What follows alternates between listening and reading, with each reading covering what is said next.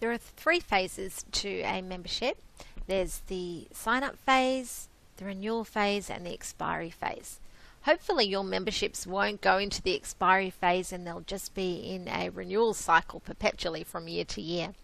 But one of the things that helps manage that within your system are status types. So a membership status type helps to identify what's going on with the membership. Now, in my system, the status types that I have are active and expired. Now, the rest of them are all variations on what we call a pending status type. Let's talk about this a little bit more.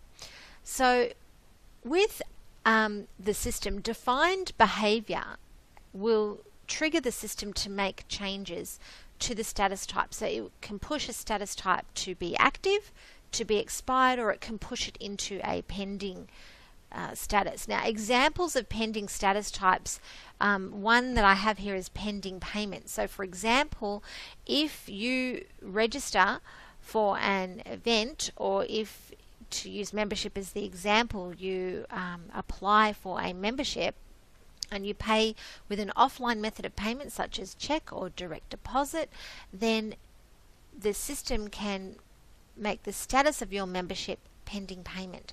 So we're waiting for the payment. With pending approval, this is another example with signing up for membership. They might have paid with a credit card. You might have the money already, but you need to put them through your approval process, and so they can't have an active status just yet. And then there's this one, pending payment and approval. They've paid with an offline method of payment and it's a new membership that needs approval. So with all of these things, all of these pending status types, you can give them a color and a label that suits your need, but once the system pushes the membership into one of those status types, it's going to stay there until an administrator comes along and does something.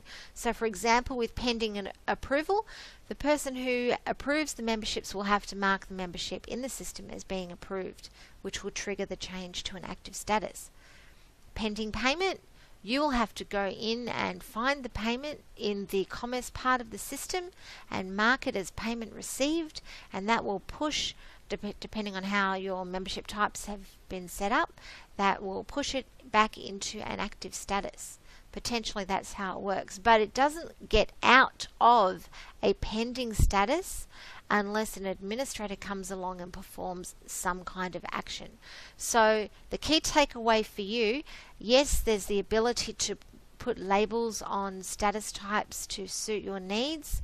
However, once something is in a pending status, it will require administrator action to get it out of pending status into either active or expired.